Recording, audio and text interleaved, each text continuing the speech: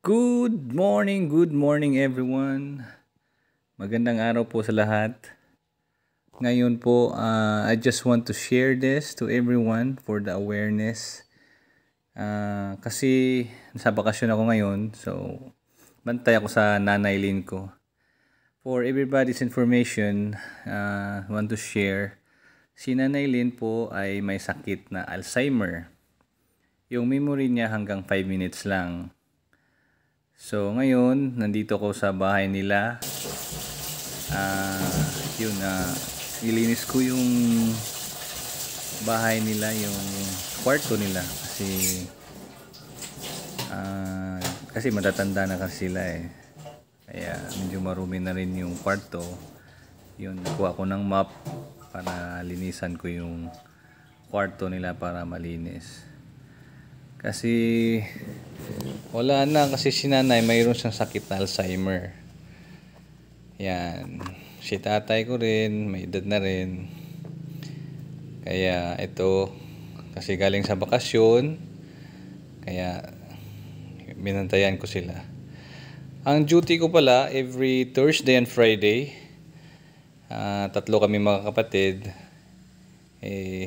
Yun nga, yung sakit ni Nanay Lin is Alzheimer.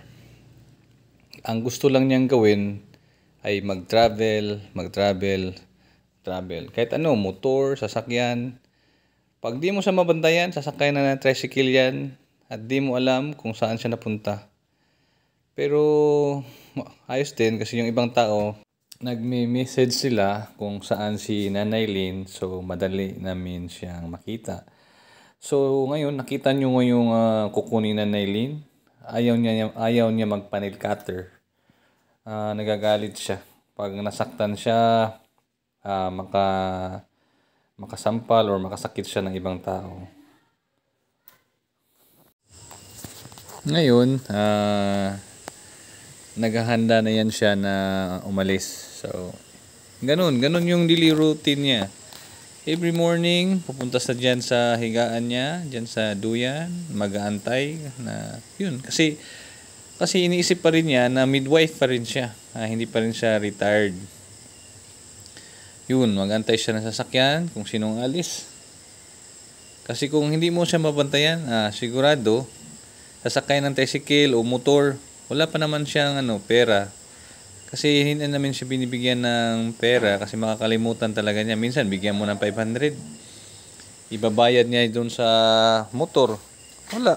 Iwan lang niya. Hindi niya alam yung value ng pera eh.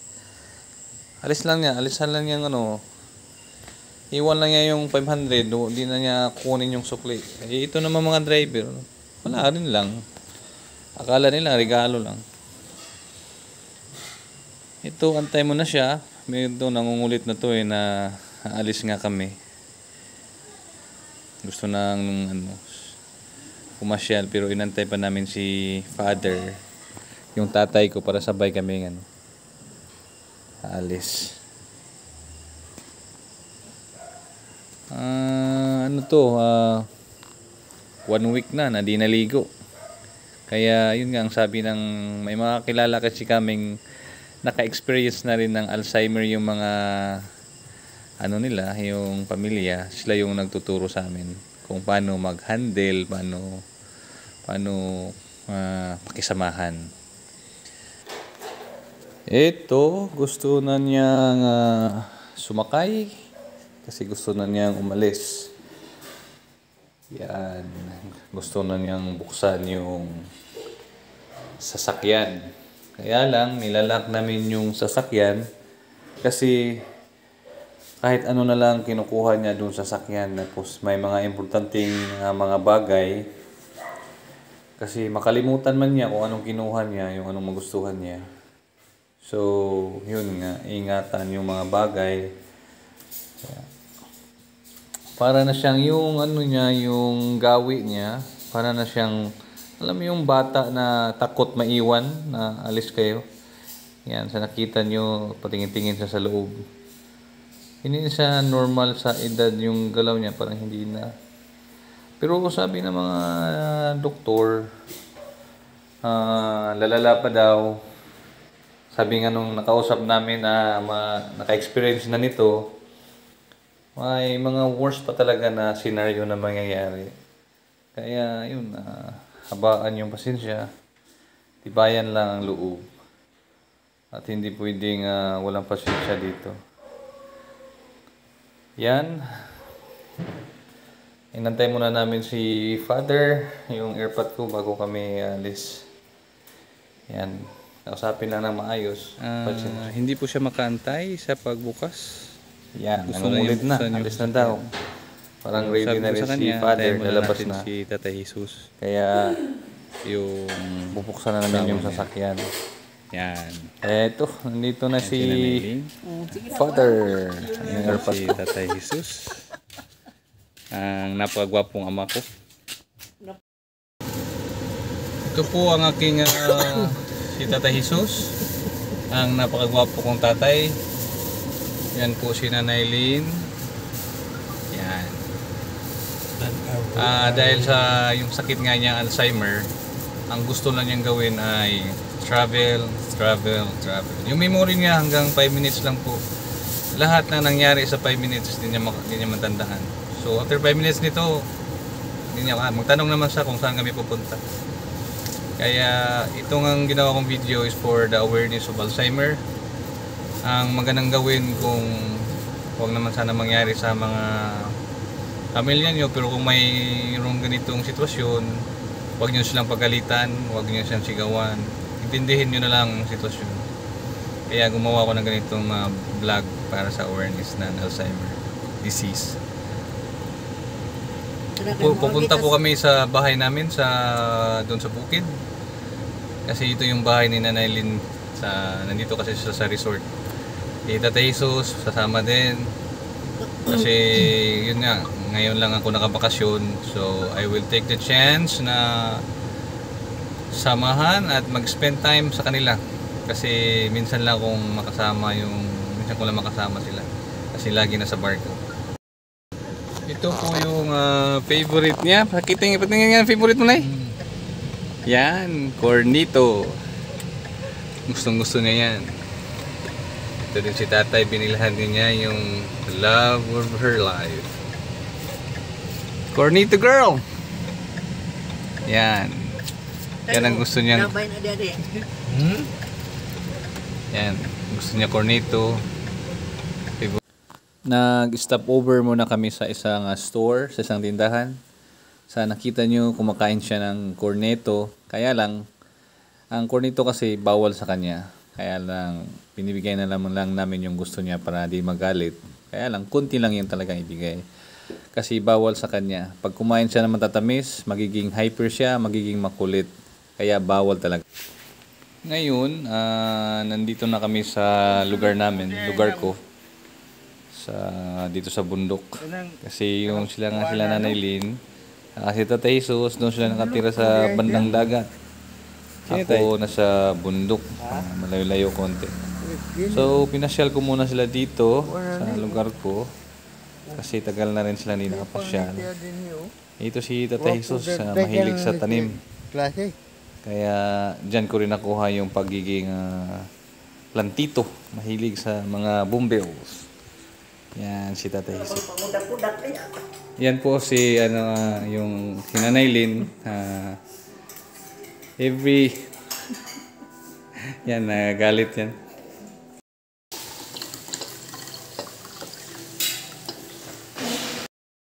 Kumusta yung mga bumbeos natin? Angay ko kay murag namuwak man gyapon. Yan, sila. Ang gwapo, kuan. Sirta. Ayos.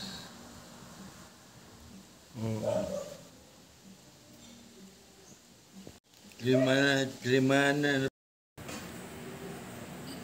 Si Nanay Lynn lagi niyang nakalimutan na kung kumain na siya. Kasi yun nga 5 minutes yung memory niya hanggang 5 minutes lang. Kaya lagi siyang kumakain. Pag tingin niya sa ref, kuha naman siya ulit. Yakult nga. Makainom siya ng Yakult. Mga 10 times. Tapos tanungin mo siya. Hindi niya matandaan. Ayaw si Paki. Man yung kumagkuon, hubag. Baka kagat ng ano yan? Cockroach. Oo. Nasakit oh. Uminom nga siya ng Yakult, 10 bisis. Sabi niya, Napikil tingay ni. di nga daw niya alam na naka 10 bisis. So, ang ginawa namin, ipakita lang namin yung, yung sa basurahan, yung saan siya nagtapon para malaman niya. Minsan, binivideo ko, kasi makalimutan nga niya kung ano yung sakit niya. Sa awa ng Diyos, yun lang, thankful kami sa Lord na, yun, healthy pa rin. Yun lang, ayaw niya maligo. Yun pala yung one of the ito yung mga sakit sa pag may Alzheimer daw, takot sa tubig, takot sa malamig, tapos ayaw yung buhok niya puti, magalit din siya gawing itim. Kaya yun nga, kailangang alagaan. Mga 1 week na ito di na siya naligo, kasi wag pilitin mo, masampal ka lang nito.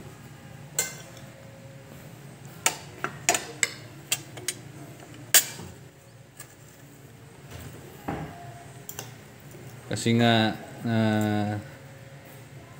nasa barko ako palagi, kaya ngayon yung nandito ako sa bakasyon.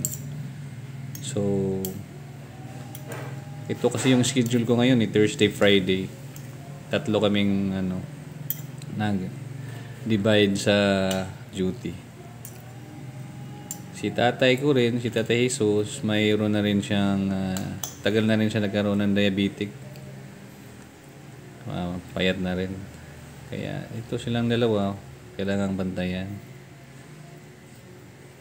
Sa awa ng Diyos, maayos naman kumain.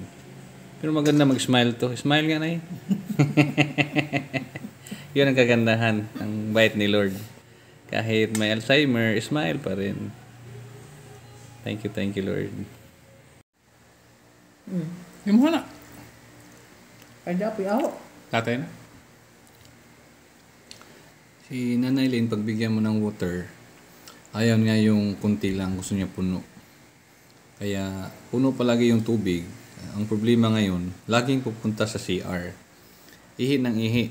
Bago papasyal, CR muna. Tapos kalimutan niya after 5 minutes, inom mo naman siya ng tubig, kaya panay CR. Pero ayos din, kasi pag uminom siya ng tubig, magandang cleansing sa katawan. Po si Tatay Jesus, Tambo, kasama si Nanay Lynn. Kasi minsan lang ako makauwi sa barko. Kaya yun, ito, banding muna kami 3. Guwapo, no? Siyempre, guwapo palagi talaga yan. May edad na. Guwapo talaga palagi. Nag-iisang guwapo. Siyempre, yung magandang babae dyan, ang pangalan niya ay si Nanay! Arlene. Yes!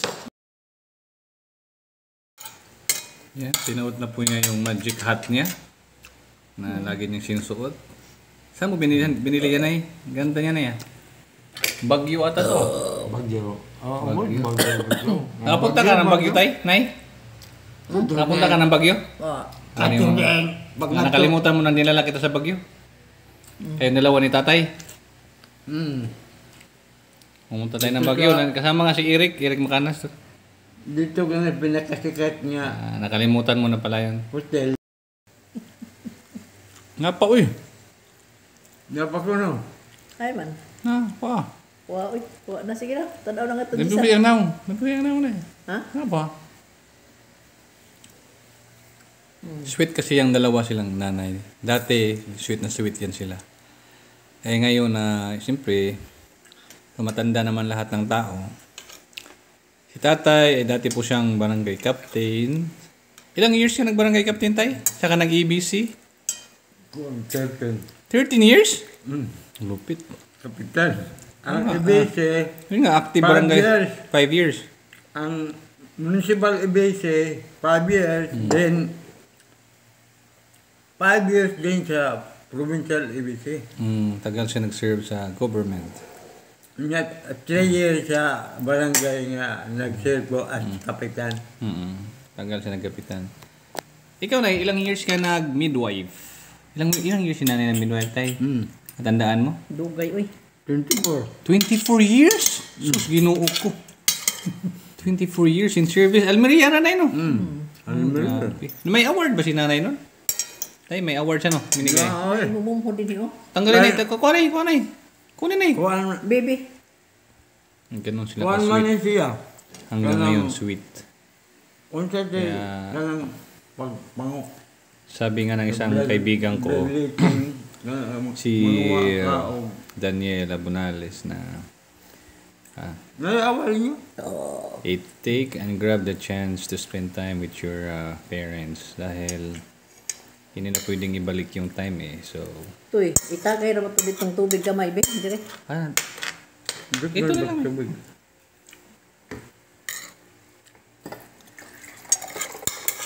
Ito na. Kaya, After the longest nga nagkapitang.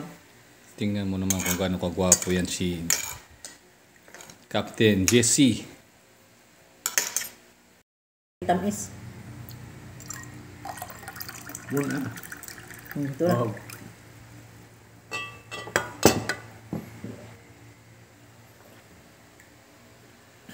Ingon na ang tada na siya ba? Murag kalma lang nga. Kuan. Dili. Siaw. Siya ba si nanay? Di mo siya si nanay. Pasay.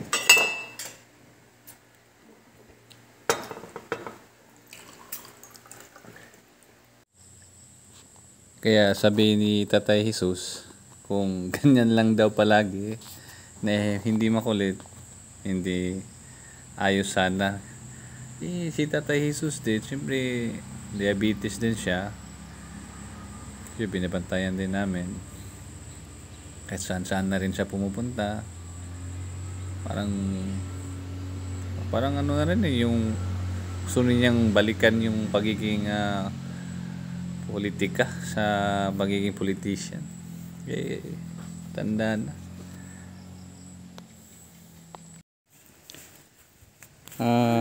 Importante din. Kukunin daw nila yung hinog na Liso importante. Paliwat Ayun. man ko. papaya. Yan. Bigay natin sa ating magulang. Ang damot ko naman kung hindi ko ibigay. Mahilig kasi sa papaya. Pero yung gusto niya, hindi daw, pangalawa lang niya yung bunga. Ang gusto niya yung Yung seed. yung seeds kasi paparamihin niya. Nailin? Mm. Oh, hindi. Naka-smile pala. Sorry. Yang. Ito naman yung alaga ko. Si Milky, ang alaga ko. Ang maganda kong alaga. Ito naman, ang paborito kong alaga. Hello? Hello, Milky Milky? Hello? Wala kang water? Okay, bigyan kita water. Wala tubig. Baon niyo muna eh. Kahit baon may nga mahilig ng tubig. Dare to live. Dear to live. Ito, medyo busog na. Ang ganda na ng smile. Maganda ng smile niya. Nagsulot na makag sapatos, tay. Ha? Nakakain na. Nagsulot makag sapatos. Yakon. Ngayon, ang gagawin namin, Imo na ng sapatos. gusto nga niya lagi na sakay sa sasakyan, pupunta kami doon sa yung next station niya, yung saan kung nagtatrabaho yung kapatid ko. Si Julien mo, eskwela na yun na. Sasampay sa hatid namin doon sa sa lugar ng opisina ng kapatid kong babae.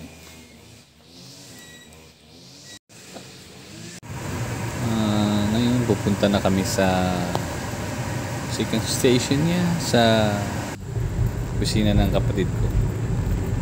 So, yun. Ito na mong kanta na eh. Where do I begin? Ginagaw. Kakanta sa Where do I begin? Where do I begin Yan pong favorite kanta niya. to tell the story of how great our love can be? The sweet love story that is older than the sea. Yan po ang favorite The kanta niya. simple truth about the love he brings to me. Where do I start? Si Nanay Lynn pala, pagdating ng alas 5, takot na yan siya. So gusto na yan siya umuwi sa bahay.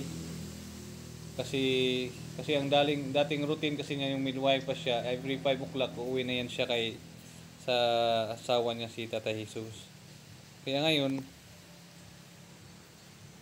oras ay 17:08, 5 o'clock, 8 minutes. Yan, gusto nang umuwi. Takot na yan. Kaya yun siyang routine niya. Lalo pa ngayong umulan, kalaban din yan sa mga may Alzheimer. Kasi nilalamig yan sila eh. Kaya yun, gusto nang umuwi. Pero smile pa rin. One big smile. Yun, oh. Yun ang kagandahan naman yan.